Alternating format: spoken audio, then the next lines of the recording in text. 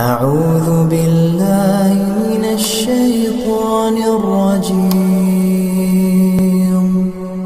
بسم الله الرحمن الرحيم بسم الله الرحمن الرحيم. السلام عليكم ورحمة الله وبركاته.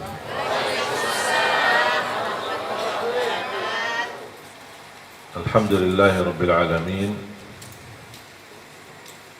حمدا كثيرا طيبا مباركا فيه مباركا عليه كما يحب ربنا ويرضى.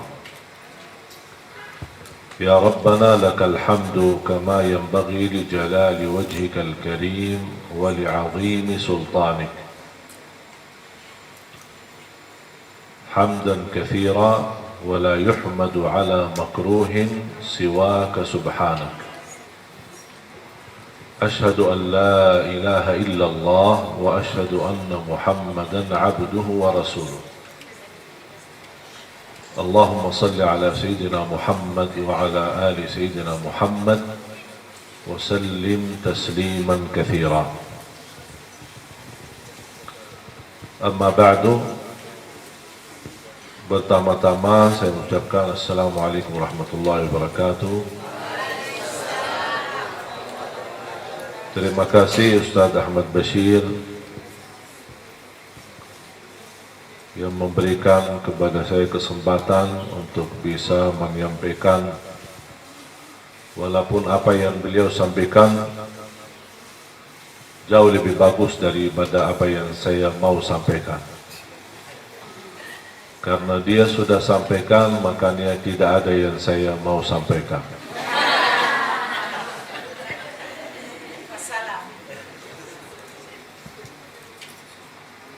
Memang bahasa Ustaz Ahmad Bashir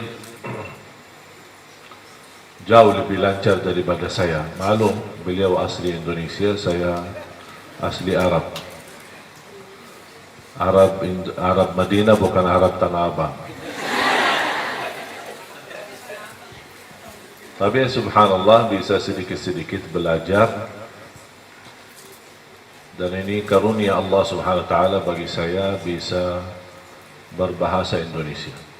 Bukan karena saya hebat, bukan karena kecerdasan, bukan karena kemampuan. Itu murni taufik dari Allah subhanahu wa ta'ala. Subhanallah, coba bayangkan kalau kita melihat manusia semuanya yang hadir sama, di dalam mulutnya punya lidah,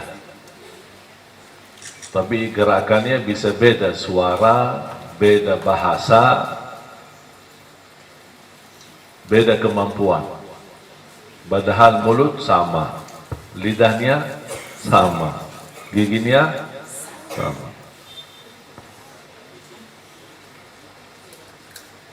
Itu salah satu dahsyat kebesaran Allah Subhanahu wa ta'ala, membuat lidah ini di tengah tulang yang kuat, bibir yang menutupi mulutnya.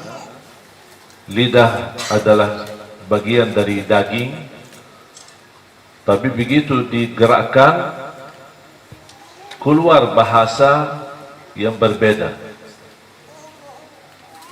Lidah Arab, lidah Indonesia, lidah Barat, lidah Timur. Subhanallah. Wa ikhtilafu alsinatikum wa alwanikum. Allah menciptakan manusia dengan perbedaan ucapan lisannya, perbedaan warna kulitnya. Dan itu tanda kebesaran Allah subhanahu wa ta'ala. Makanya saya setiap diberikan oleh Allah kemudahan menyampaikan ceramah, menyampaikan sesuatu, saya selalu ingatkan diri saya, "Hei Ali Jabir, itu dari mana kamu bisa gerakkan lidah keluar bahasa Indonesia?" Sedangkan kalau saya bersama istri, gerakkan lidah juga, tapi keluar bahasa Arab. Tidak pernah tercampur. Dah pernah ngomong sama jamaah bahasa Arab, saya kira jamaah istri saya. Dan saya tidak pernah berbicara di depan istri saya berbahasa Indonesia, saya kira istri adalah jamaah saya. Tidak pernah kebalik.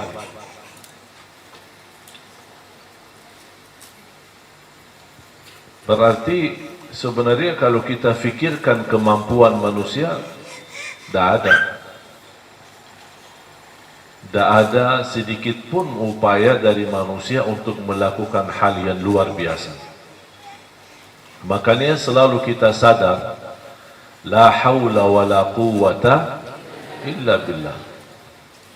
Makanya setiap saya memulai berceramah atau khutbah, saya selalu ingat, Bismillah, la haula wa la quwwata illa billah.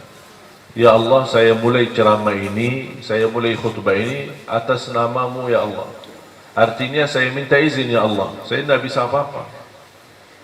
La haula wa la quwwata illa billah, saya tidak punya upaya, tidak punya ilmu, tidak punya sesuatu yang saya bisa berikan. Semua segala sesuatu, kekuatan adalah kekuatanmu ya Allah. Ketika saya mengucapkan niat saya apa? La haula wa la quwwata illa billah, ya Allah, tunjukkan kekuatanmu kepada saya untuk menyampaikan yang bermanfaat untuk jamaah. Makanya pas saya ceramah, kadang-kadang saya bingung sendiri. Oh, saya ini ya, saya isi ya, saya yang bicara ya. Kadang-kadang tidak tahu, datang ucapan-ucapan yang tidak pernah saya siapkan, menyusunkan ayatnya, hadisnya, dan perbicaraannya yang bisa, alhamdulillah, karunia dari Allah SWT, jamaah mengerti, bisa fahami, walaupun bahasa saya sederhana. Itu dari mana? Kita semua jamaah sekalian, jangan ada yang merasa diri hebat atau bisa memberi sesuatu. Kalau Anda mau jadi atau bisa dikatakan diri hebat, Anda bisa bertahan buang air. Kalau bisa bertahan tidak buang air sama sekali, itu namanya baru hebat. Kira-kira bisa nggak? Nah, berarti tidak hebat. Masih miskin. Masih butuh tolongan Allah supaya lancar buang air. Masih butuh bantuan Allah supaya tidak ada masalah ketika buang air. Saya ingat cerita seorang tua usia 60, tiba-tiba sakit malam hari, tidak bisa buang air. Dikasih obat, dikasih macam, tidak bisa buang air. Tidak bisa bertahan, dibawa lari ke rumah sakit. Begitu dilihat dokternya keadaannya, langsung ada keputusan dari dokter, segera dioperasi. Kalau enggak, ini bisa mati. Kok bisa gara-gara buang air mati? Ini air kotor lagi, bisa mati. Habis dioperasi, coba bayangkan, dibelah, darah keluar, macam-macam masalah yang dia hadapi, kesulitan, kesusahan, sampai berhasil melancarkan buang air melalui selang-selang yang dipasang seperti itu. Anaknya melihat keadaan bapaknya habis dioperasi dan dibelah berdarah, mereka berterima kasih seperti orang kepada dokternya, seperti orang memberikan sesuatu yang dahsyat. Mereka datang kepada dokter, terima kasih Pak Dokter, terima kasih bantu ayah kami, terima kasih bisa lancar, terima kasih. Sampai biaya operasi dikasih 2 kali lipat. Kelebihannya buat Pak Dokter katanya, kami saking senang atas upaya dan bantuan daripada dokter untuk membantu ayah kami supaya bisa membuat air. Tiba-tiba begitu peristiwa ini terjadi di depan mata orang tuanya, beliau menangis. Anaknya kaget, ayah kenapa nangis? Apa sakit lagi? Kata beliau, saya bukan sakit lagi, tapi aku heran terhadap perilaku anakku. Ini baru saja seorang dokter ini membantu dalam cara operasi dan berdarah. Kalian begitu luar biasa berterima kasih dan bersyukur, sampai biaya 2 kali lipat diberikan kepada seorang dokter itu. Aku sudah 60 tahun lancar-lancar saja, tanpa merasa beban, tanpa merasa susah. Siapa yang membantu saya selama 60 tahun? Kalau kita hanya ingin bersyukur, berarti kita belum mampu tumpus syukur nikmat lancar buang air. Itu aja, satu belum selesai, belum lunas mensyukuri nikmat itu. Coba kalau saya hitung nikmat yang lain, nikmat berfikir, nikmat mata.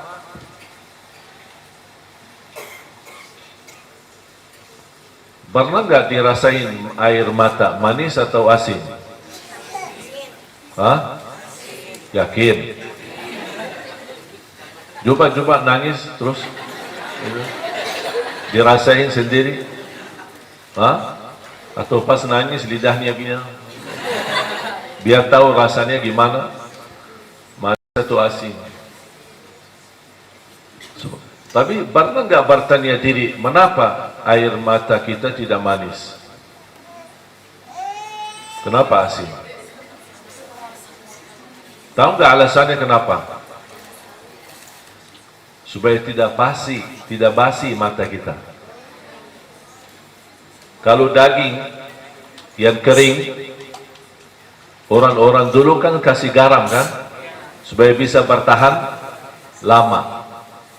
Karena dulu kan tidak ada kulkas. Supaya daging ini bertahan lama dikasih garam atau gula? Kira-kira kalau dikasih gula gimana? Kesumutan. Sama, ini kan mata ini kan lubang. Ini lubang, telinga ini lubang, mulut kita ini lubang. Semut itu kan suka lubang. Kenapa semut tidak pernah datang di lubang mata? Asin. Coba kalau manis, setiap pagi bangun, semut.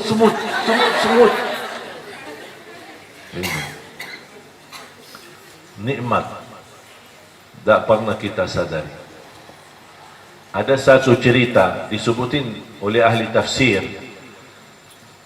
Ada seorang yang beribadah kepada Allah 500 tahun dari umat-umat terdahulu. Berapa tahun? 5. Tak pernah berbuat dosa. 500 tahun ibadah, tak pernah ada satu dosa pun, tak ada. Allah tanya sama dia, kamu masuk surga karena amalanmu atau karena rahmatku? Dia merasa bangga.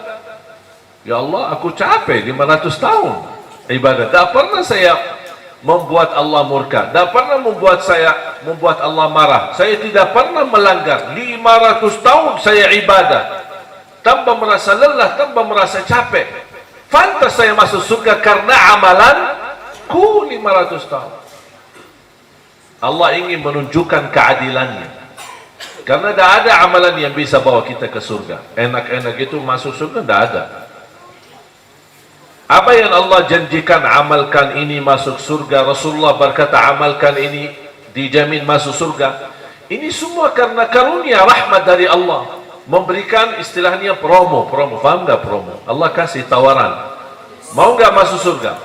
Promonya ini, amalkan ini. Barang siapa yang menjaga 12 rakaat sehari dan semalam, yang disebut oleh ulama sunnah qabliyah ba'diyah, totalnya 12 rakaat. Barang siapa yang menjaganya dapat rumah di dalam surga. Padahal kalau kita berfikir, ibadah belum tentu membawa kita ke surga. Tapi Allah yang menawarkan. Ketika Allah ingin menunjukkan kepada hamba yang merasa bangga karena dia beribadah 500 tahun dan bisa dia menjaminkan dirinya masuk surga, Allah kasih lihat berapa banyak nikmat yang aku berikan. Kamu akui? Akui. Yakin? Tahu nikmatnya banyak. Ayo coba kita timbang satu nikmat saja. Diambil oleh Allah nikmat matanya, ditaruh di timbangan, dan buku amalan 500 tahun di satu timbangan. Mana yang lebih berat? Nikmat mata. Ternyata ibadah 500 tahun belum mampu melunasi syukur nikmat mata. Langsung beliau melihat matanya, nikmat mata lebih berat daripada amalan ibadah 500 tahun. Dia kaget, ya Allah, masuk surga karena rahmatmu, rahmatmu bukan karena amalanku. Baru dia tahu dan sadar. Makanya jemaah sekalian, ketika kita berkesempatan beramal, jangan tunda-tunda. Amal buat diri, amal buat orang lain, bermanfaat, kebaikan, jangan tunda-tunda. Ada uang 1.000, ada kesempatan kita bisa sedekahin 1.000, jangan ditunda. Karena belum tentu dapat kesempatan bersedekah. Bukan tidak ada jaminan dapat rezeki, bisa dapat rezeki. Tapi apakah setiap orang punya rezeki bersedekah? Belum tentu. Makanya ketika Anda berkesempatan beramal, jangan bagi macam alasan. Nanti insyaAllah kalau banyak rezeki, nanti kalau saya terima gaji, nanti kalau saya dapat pensiunan, nanti kalau saya dapat proyek, nanti kalau saya dapat. Tidak usah bagi bahasa nanti sama Allah. Ada kesempatan. Contoh, kita lagi makan, melihat ada orang lapar. Jangan berbagai macam berfikir, ajak dia makan. Walaupun hanya yang ada itu saja yang kita lagi makan. Ayo Pak, Bu, kita makan bareng. Mohon maaf, apa adanya. Ini sedekah yang luar biasa. Saya yakin Bapak Ibu semua ingat hadis wanita dari Bani Israel yang memberikan air minum kepada anjing. Tahu kan? Tahu nggak wanita itu siapa? Apakah waliullah? Wanita ulama? Salihah? Apa? Setiap hari kerjaannya zina. Tidak ada lain. Tidak ada yang lain. Berarti tidak punya kebaikan sama sekali. Coba lihat kalau Allah memberikan anugerah, jemaah sekalian, bisa satu amal menjadi sebab berubah nasib kita. Yang hidup kita selalu dosa maksiat, tapi ketika berkesempatan beramal dan kita segera melakukan amalan itu, Allah menurunkan hidayah dan menjadi sebab berubah kehidupan kita. Dan nasib kita dari menjadi ahli neraka dirubah menjadi ahli surga. Allah lihat wanita, melihat perbuatannya, memberikan berapa sih harga air minum? Segelas air minum. Bahkan tidak ada gelas. Tidak ada gelas, tidak ada botol. Dia turun, habis dia minum sendiri, dia naik dari sumur air. Di atas, sebelum dia keluar, dia melihat anjing sedang haus. Dia kembali lagi. Dia berfikir, aku kembali lagi pasti susah. Syukur-syukur aku bisa naik dan selamat, tidak tenggelam, tidak jatuh di dalam. Dia tidak bagi berfikir lagi. Kalau kita bisa membuat banyak alasan, Buat apa kok susah payah untuk turun lagi? Buat apa saya bisa jadi mati di dalam? Buat apa saya bisa jadi tenggelam? Buat apa? Banyak alasan kita bisa buat. Tapi dia tidak. Melihat di saat itu ada anjing haus, dia turun. Dalam payah, susah. Bagaimana sambil dia memegang sandalnya atau sepatunya dengan giginya, digigit dalam giginya, turun, mengisi air, kemudian naik lagi dan memberikan air minum kepada anjing. Upaya dan amalan yang menunjukkan semangat dan kerja keras. Tak ada siapapun di saat itu. Dia bisa berkata, buat apa saya urusin anjing? Buat apa saya urusin binatang? Di padang pasir, di musim panas, aku aja turun susah payah untuk minum buat diri sendiri saja, untuk menangkap dan menghilangkan haus. Udah cukup, buat apa saya pikirin yang lain? Tapi dia tidak mau pakai alasan. Dia melihat di situ ada kesempatan beramal, tapi dia tidak tahu ternyata di belakang amalan yang dia lakukan, Allah ampuni segala dosanya, Allah tuliskan namanya menjadi ahli surga. Aduh, gara-gara anjing jadi ahli surga. Bagaimana kalau kita berilaku baik sama manusia, bukan sama anjing? Kalau sama anjing yang kita tahu di dalam Islam, anjing najis, anjing dagingnya haram, anjing tidak boleh dipelihara, bisa menghilangkan pahala yang banyak dari amalan dan pahala amalan kita. Ini anjing yang begitu posisinya di dalam ajaran Islam, tapi Allah menghargai orang yang memberikan kasih sayang kepada anjing. Bagaimana kalau istilahnya binatang yang lebih mulia lagi? Bagaimana kalau kepada manusia? Bagaimana lagi kalau sesama muslim? Makanya jamaah sekalian, ketika berkesempatan beramal, jangan bagi fikir. Begitu Anda merasa tersentuh hati untuk mengamalkan amalan ini, jangan tunda-tunda. Walaupun yang Anda berikan hanya sedikit, karena Allah tahu, ya Allah maaf, inilah kemampuanku saat ini. Tak apa-apa, kasih aja. Salah satu kebiasaan di kota Madinah, dan rata-rata di Arab Saudi umumnya, cuma kalau saya bilang kota Madinah karena saya sendiri mengalami dan kita sendiri melakukan di masa saya sekolah. Saya masih ingat sekolah kita SD, SMP, SMA, apalagi di musim panas. Bapak Ibu tahu sekarang berita-berita panasnya di Tanah Suci luar biasa. 48 bahkan sampai 50 derajat saking panasnya. Banyak bekerja di luar, tukang bangunan yang menjalani kerjaan, tukang sapu di jalan.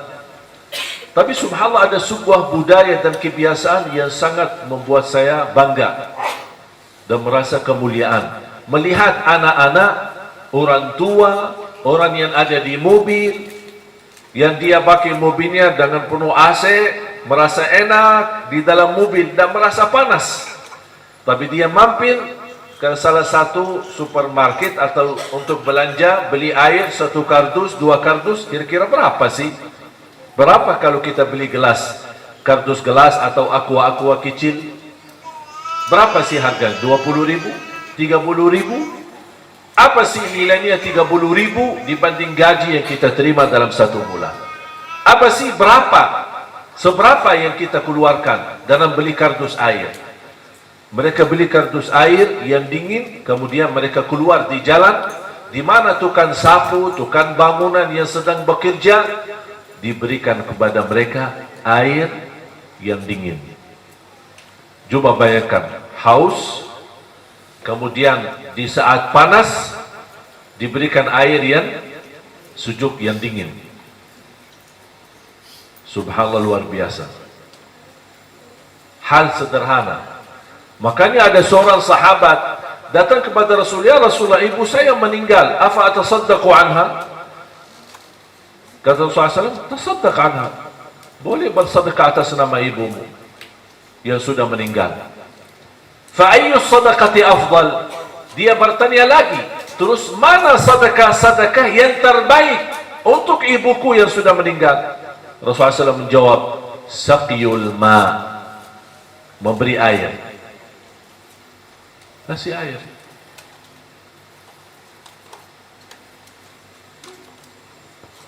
Sederhana tapi luar biasa.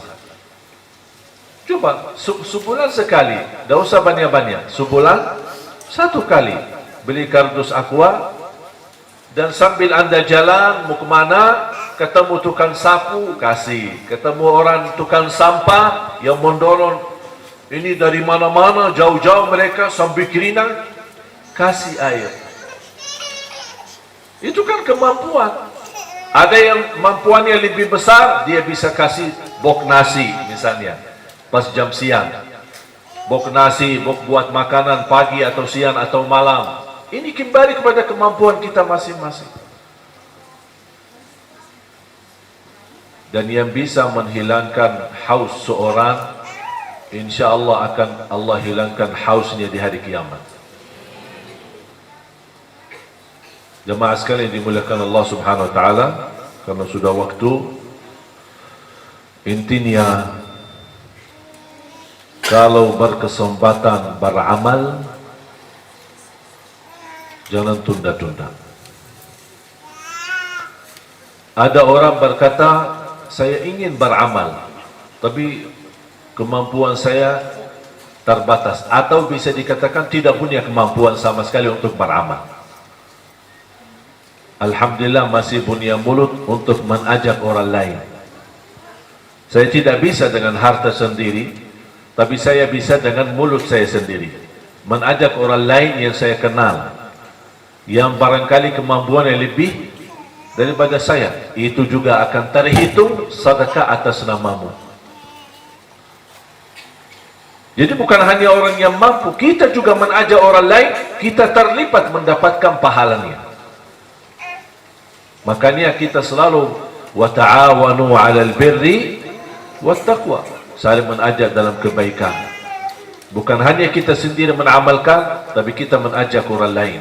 Bahkan mengajak orang lain kita mendapatkan 2 kali lipat pahalanya buat diri kita, dan karena kita mengajak orang lain kita mendapatkan pahalanya. Waddalu 'alal khairi kafa'ili, orang yang mengajak kebaikan sama seperti orang yang melakukan kebaikannya sendiri. Ketahuilah jamaah sekalian, hidup kita sebentar, hidup kita singkat. Kemarin seorang sahabat saya, bisa dibilang guru saya, seumuran dengan saya, kita bisa bersama-sama dalam perjuangan Al-Quran. Beliau imam besar Masjid Qiblatain dan sudah berkali-kali datang ke Indonesia. Beberapa hari lalu sibuk dia mengurusi bapaknya yang sedang sakit. Ternyata subhanallah, ketika saya terima kabar, saya kira bapaknya yang meninggal.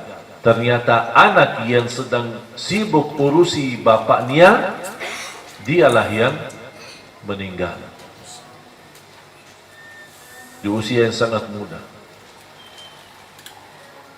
Dunia ini menurut saya, dengan adanya kematian, menghilangkan semua impian-impian duniawi kita. Berjabat, hilang nikmatnya jabatannya dengan kematian. Kekayaan, tidak ada artinya kekayaan dengan menghadapi kematian. Semua hilang, bahagia, nikmat yang kita rasakan sudah hilang, tidak ada artinya. Makanya dunia ini tidak ada arti. Mengapa dunia ini tidak ada artinya? Karena diakhiri dengan kematian. Makanya kata ulama, apa arti daripada hidup yang ujungnya mati? Apa arti hidup? Yang ujungnya mati. Arti hidup yang sesungguhnya yang tidak ada kematian sama sekali. Itulah hidup nanti di surga, di akhirat. Itu kalau sudah dibangkit oleh Allah, tidak boleh mati lagi selama-lamanya. Dan kita tinggal milih, mau menjadi neraka, ahli neraka selama-lamanya, atau menjadi ahli surga selama-lamanya. Ketika sudah selesai hisab, ahli neraka masuk neraka, ahli surga masuk surga, Allah Subhanahu wa taala memanggil mereka dan Allah tunjukkan kematian ini dalam bentuk seekor kambing. Al-maut dibentuk dalam seekor kambing dan disembelih kematian itu. Allah tunjukkan, apakah kalian tahu kambing ini apa? Semua jawab, ahli neraka dan ahli surga. Inilah al-maut, kematian. Kata Allah, disembelih kematian itu. Cuf, kematian disembelih. Berarti kematian mati. Kematian sendiri mati. Habis itu kata Allah, ya ahlan nar hayatun fala maut, wa ya ahlal jannati hayatun bila maut. Wahai ahli neraka, hiduplah selama-lamanya, tidak boleh mati. Ya ahli surga, hiduplah selama-lamanya, tidak boleh lagi mati. Makanya jemaah sekalian, hidup kita yang sementara di dunia ini, manfaatkan, nikmatilah untuk menuju kehidupan yang lebih lama, yang lebih panjang, yang insyaAllah bahagia, selamat dunia dan akhirat. Semoga apa yang saya sampaikan bermanfaat. Mudah-mudahan kita terus semangat untuk selalu istiqamah mengamalkan kebaikan dengan ikhlas. Jangan anda yang berkata, saya masih belajar ikhlas. Lakukan saja. Apapun amalan salih, lakukan saja. Dan tuluskan niat. Kalau anda merasa belum sempurna, tidak apa-apa. Terus beramal lagi. Terus beramal lagi sampai insyaAllah mendapatkan ikhlas yang sempurna. Tapi jangan menjadikan alasan, saya masih belum bisa ikhlas, saya masih belum sempurna, akhirnya kita berhenti beramal saleh. Jangan menjadi alasan. Belum bisa ikhlas, amal. Amal lagi, amal lagi, amal lagi, beramal lagi, sampai insyaAllah ujung-ujungnya menjadi orang yang mampu dengan sempurna memberi yang terbaik dengan ikhlas. Qul inna salati wa nusuki wa mahyaya wa mamati lillahi rabbil alamin la syarika lah wa bidzalika umirtu ana minal muslimin. Semoga pertemuan ini membawa berkah untuk kita semua. Ilmu yang sama-sama kita belajar menjadi ilmu bermanfaat, dan mudah-mudahan diberikan oleh Allah kemampuan untuk terus istiqamah mengamalkan amal salih. Istiqamah sampai akhir hayat. Istiqamah sampai dipanggil oleh Allah Subhanahu wa ta'ala dalam keadaan husnul khatimah. Saya tutupi hadis Rasulullah sallallahu alaihi wasallam bersabda, inna Allah idza ahabba 'abdan ista'malah. Qalu wa kayfa yasta'miluhu ya Rasulullah? Qala yuwaffiquhu fi 'amali khairin thumma yaqbiduhu alaih. Ada seorang berkata, saya sering mendengar Syekh Abdul Aziz bin Baz rahimahullah selalu berdoa, Allahumma sta'milni fi ta'atik, Allahumma sta'milni fi ta'atik, Allahumma sta'milni fi ta'atik. Karena tujuan hadis ini, barang siapa yang dicintai oleh Allah, akan Allah membukakan jalan untuk beramal salih. Ketika dia beramal salih, di saat dia melakukan amal salih tersebut, Allah cabut nyawanya. Itu yang dimaksud, Allah menghantarkan kita kepada husnul khatimah. Kalau kita meninggal saat beramal salih, pasti itu tanda husnul khatimah. Makanya kita sering berdoa, Allahumma inna nas'aluka husnal khatimah, Allahumma inna nas'aluka husnal khatimah. Sama ya muqallibal qulub Thabbit qalbi ala dinik, yang membola-balik hati, tetapkanlah hatiku atas agamamu ya Allah. Jadi kita terus beristiqamah berdoa, karena doa salah satu senjata menjadi upaya dan ikhtiar kita mendapatkan yang terbaik. Barakallahu lakum wa fikum wa alaikum, wa as'alullah subhanahu wa ta'ala yanfa'na bihadzal majlis. Allahumma ighfir lana wa liwalidina wa li jami'il muslimina wal muslimat wal mu'minina wal mu'minat al-ahya'i minhum wal amwat. Allahumma 'allimna ma yanfa'una wa anfa'na bima 'allamtana wa zidna 'ilman wa tuqa. Rabbana atina fid dunya hasanah wa fil akhirati hasanah wa qina 'adzaban nar. Wa sallallahu ala sayyidina wa nabiyyina Muhammad wa ala alihi wa sahbihi wa baraka wa sallam, walhamdulillahi rabbil alamin. Subhanakallahumma wa bihamdika asyhadu an la ilaha illa anta astaghfiruka wa atubu ilaik. Wassalamualaikum warahmatullahi wabarakatuh.